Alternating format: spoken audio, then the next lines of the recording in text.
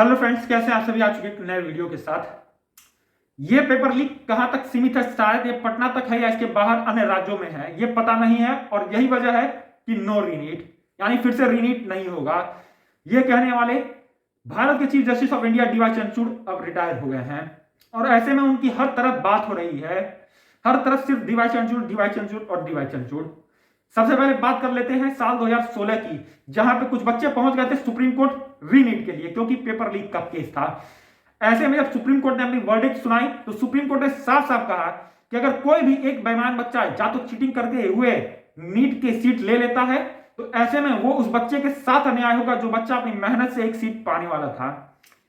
तो ऐसे में उस बच्चे को उस सीट दिलाने के लिए अगर फिर से पूरा का पूरा रीनीट करना पड़े तो वो लोग करेंगे। और यही कहते हुए साल 2016 में फिर से उन लोगों ने रीनीट करवाया था। लेकिन साल 2024 में ऐसा क्या हो गया कि इतनी सारे केस आए, चाहे वो पटना का केस हो, हजारीबाग का केस हो, या भारत के कई ऐसे राज्य हो, हर तरफ से पता चल रहा था कि नीट 2024 में पेपर लीक हुआ है, पेपर लीक हुआ है, लेकिन उसके बावजूद भी कोई रीनीट नहीं हुआ। और इसका फैसला लेने वाले कोई और नहीं, भारत के chief justice of India D Y Chandrachud थे। और यही वजह है कि वो अभी बड़े ही ज्यादा घेरे में है और सभी लोग उनकी बात कर रहे हैं।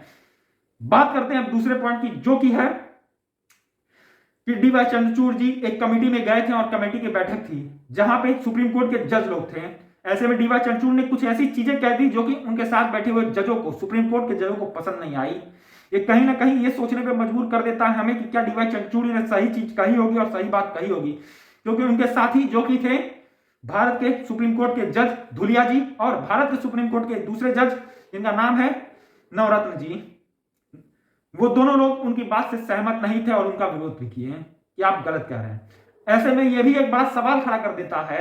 अब इसी के साथ बात करते हैं तीसरे पॉइंट की, जो कि अभी बड़ा ही ज्यादा कुछ दिन पहले की बात है, बड़ा ही ज्यादा ट्रेंड में भी था कि भारत के chief justice of India D Y Chandrachud ji के घर पे गए थे भारत के प्रधानमंत्री नरेंद्र मोदी।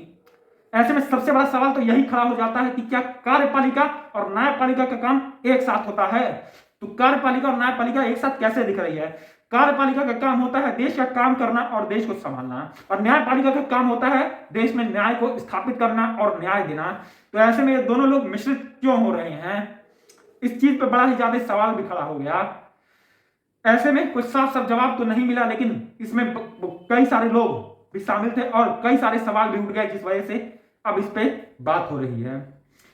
ऐसे में डीवाई चंद्रचूड़ जी का रिटायरमेंट आ गया है, जो कि 10 तारीख को है, लेकिन 10 तारीख को संडे है, इसी वजह से आज 9 तारीख को ही उनका रिटायरमेंट हो गया। ऐसे में डीवाई चंद्रचूड़ जी को कहा गया भाषण देने के लिए, वो भाषण दिए और बड़े ही ज्यादा भावुक भी हो गए। और साथ ही साथ उन्होंने भारत के लोगों से और सभी लोगों से माफी मांगी कि अगर किसी भी तरह का कोई भी गलती उनसे हुआ है तो उन्हें माफ कर दीजिए। ऐसे में आपकी क्या सोच है, क्या राय है कि क्या नीट 2024 के बच्चों, जो कि 24 लाख बच्चों ने एग्जाम दिया था, क्या उनके साथ न्याय हुआ था या नहीं हुआ था? आप अपनी राय हमारे कमेंट सेक्शन में दीजिए। साथ ही साथ मेरे चैनल को सब्सक्राइब कीजिए, वीडियो को लाइक कीजिए। Thank you.